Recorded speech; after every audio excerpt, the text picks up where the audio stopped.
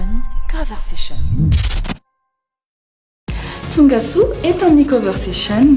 Ny cover session dia fifananakira vaovao ho arainao tsy tapaka eto amin'ity page Facebook ity. Ny cover session dia fanaovana ny hirana mpanakanto malagasy iray na fanaovana ny soradiany ihany koa. Raha ankafizinao ary le mpanakanto dia malasanao sady aty ampiandohana izay isoratra anarana eto amin'ny page Facebook ny cover session. Ireto avy ary mifepetratra te handray anjara amin'ny cover session ianao.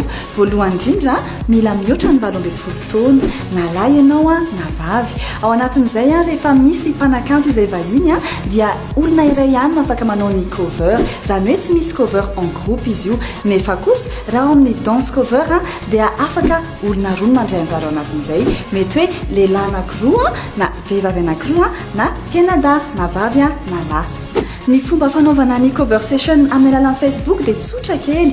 Alaivo ny telefona dia nataonao caméra amateur ary dia eo ianao manomboka manao ny hiranao na manao ny soradia anareo roa dia aorianan'izay afaka alefanao amin'ny afatra miafina ao amin'ny cover session izay zava-bitanao mikasika ny mpanakanto izay vahiny atao anatin'ny cover session.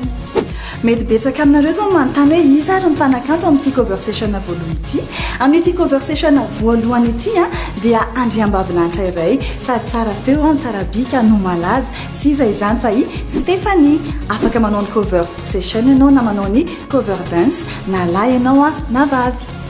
Ny fisoratana anarana dia manomboka ny 20 oktobra ka hatramin'ny 4 novambra. Dia izany hoe azadininy misoratra anarana ao amin'ny page Facebook ao ihany dia ao ianao mandray anjara sy mandefa n'ilay vidéo araka ny fanambarako teny am-piandohana teny ihany.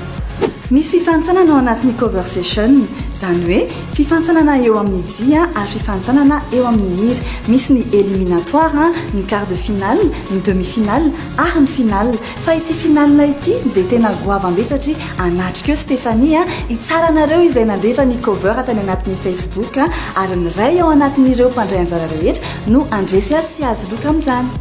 Rehefa miresaka an'izay finale izay indrindra itsika dia tsara manamarika fa amin'ny sabotsy 2 décembre izay finale izay, izany hoe finaliste amin'ny hira ary finaliste amin'ny dia ny Stéphanie. Ireo no ifanandrina ary araka ny lazaiko hoe ray amin'ireo ihany no andresy na eo amin'ny hira izany na eo amin'ny dia. Ohatrany ahoana ary ny fomba fisafidianan'ny mpijery an'ireo mpihira mendrika no cover session sy ny number 1 amin'ny dance cover session ireo dia tsotra fotsiny afaka fisafidianao izy ireo amin'ny alalan'ny j'aime. Nefa kosa tandremo fa ireo rehetra manao autolike dia disqualifie avy hatrany. Ary ao tsy tapaka ary ny vaovao mikasika ny cover session eto amin'ity page ity ihany. Aza misalasala mandefa sosikevitra, mandefa ny hira ary mandray anjara ato anatin'ny cover session andiany voalohany miaraka amin'ny Stéphanie dia manasanao hiara ilalao aminy anao cover sy dance cover. Manasanao ary ny tenako andray anjara amin'ny cover session amin'ity volana novambra ity. Misy ihany koa ny fampisehoana ultra fun sady famarana lehibe ny 2 décembre ao amin'ny coup d'état urban club. Mastoary mandray anjara.